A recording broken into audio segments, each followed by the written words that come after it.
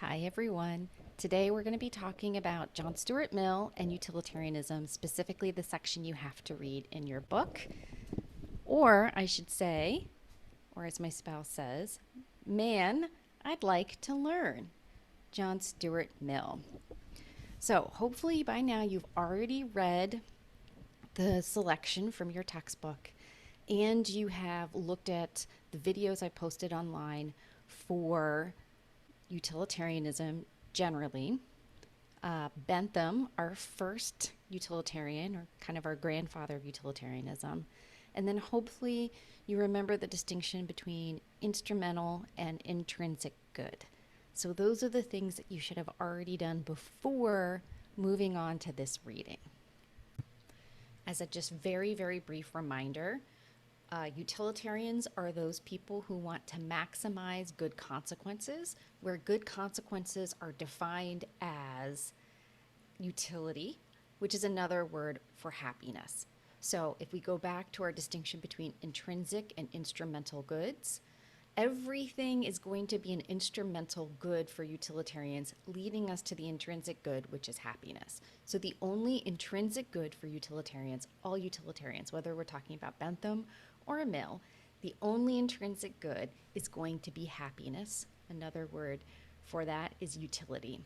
Okay, so again, trying to remember our Bentham. Hopefully, you've watched your video on Bentham. Bentham is a quantitative hedonist.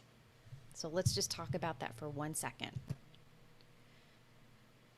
So we have qualitative versus quantitative hedonism. Quantitative hedonism, think about quantity.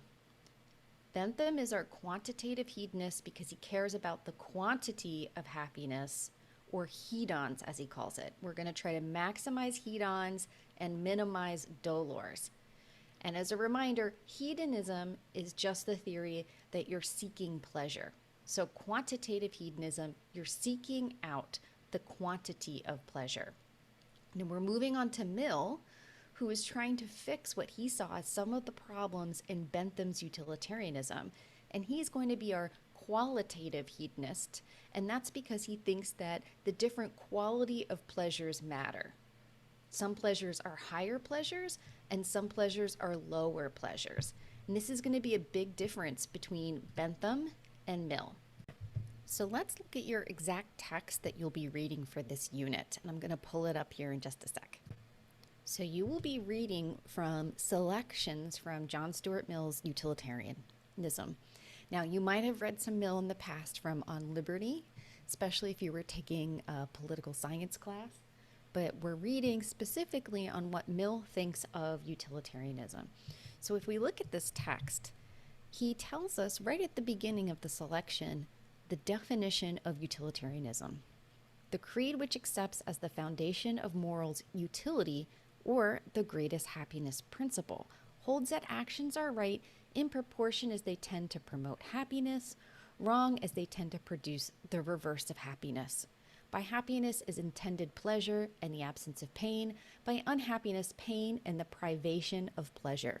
Boom. Right off the bat, he gives you his main moral principle, the principle of utility, or the greatest happiness principle. Actions are right insofar as they increase overall utility, wrong insofar as they don't increase overall utility. If you look at the second page of your reading, you'll see that he starts to make a distinction between higher and lower pleasures. Now, such a theory of life excites in many minds, and among them some of the most estimable in feeling and purpose, inveterate dislike. To suppose that life has no higher end than pleasure, no better or nobler object of desire and pursuit, they designate as utterly mean and groveling, a doctrine worthy of swine. So this is an objection. Like, if all you're after is pleasure, then that makes you no different than a pig, right? That makes you no different than swine. And so that he's setting up his objection, and now he's going to respond. But there is no known theory of life which does not assign to the pleasures of the intellect, of the feelings and imagination, and of the moral sentiments a much higher value as pleasures than those of mere sensation. So again, here he's saying, hey, look, it's not swine because we value higher pleasures more. Pigs can't feel higher pleasures. Human beings can. So when we're doing our calculus, when we're trying to figure out what's going to increase the overall amount of pleasure, we're going to weigh those higher pleasures more. That's what he's talking about in this section.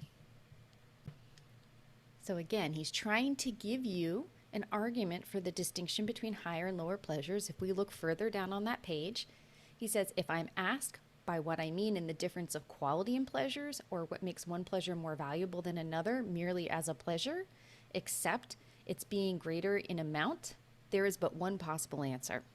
So there's only one thing I can say to tell you that some things are worth more. And this is what he says. Of the two pleasures, if there be one to which all or almost all who have experienced both give a decided preference, irrespective of any feelings of moral obligations to prefer it, that is the most desirable pleasure. So, competent judges, people who've had both pleasures, the majority of them are going to prefer this pleasure to that pleasure, right? But you have to know what both are. And he says it's irrespective to any moral obligation to prefer it. So I don't have like a feeling that, oh, I have to prefer A over B. It's just I actually have experienced both A and B, and I do prefer A over B, the vast majority of people. And notice at the end here, he's giving you even more of an argument, right? If one of the two is by those who are competently acquainted with both, again, competent judges, placed so far above the other that they prefer it, even though knowing it to be attended with a greater amount of discontent. So even though that pleasure might actually come with some pain, and would not resign it for any quality of the other pleasure which their nature is capable of, we are justifying it, ascribing it to the preferred enjoyment a superior quality, so far outweighing the quantity as to render it in comparison of a small account. So here's another argument, right? So I know that the pleasure of reading philosophy is mixed with some pain and frustration, but I would pick that above, even knowing it's mixed with frustration, above scratching an itch so far that I would never, ever, ever give up the pleasures of reading philosophy for scratching all the itches in the world, right? So there's an example of what he's talking about already on the second page of this. So we're only 2 pages into your reading. So I'm just skipping to the next page here, and again, trying to walk you through some of the more important passages here. And I would like you to try your best to slow down and read them all, but I'm just trying to point some out to you. So if you look at this page, it says, and this is one of the most famous quotes from this section, "It is better to be a human being dissatisfied than a pig satisfied. Better to be Socrates dissatisfied than a fool satisfied. And if the fool or the pig are of a different opinion, it's because they only know their side of the question. The other party to the comparison knows both sides." So I'm better off being a human being who's often dissatisfied than a pig who's always satisfied wallowing around in mud, right? Better to be Socrates than a pig. Better to be Socrates than the fool. And he's going to give you an argument for why that is. And again, it's going to go back to the distinction between higher and lower pleasures. All right, then what happens after he gives us our famous quote? He presents an objection to his account, which he then will respond to.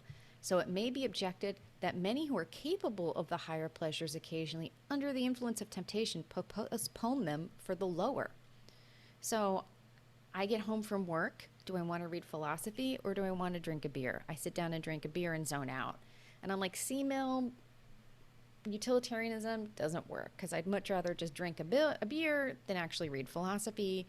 Thus, I actually don't prefer higher pleasures. Well, he has a response to that.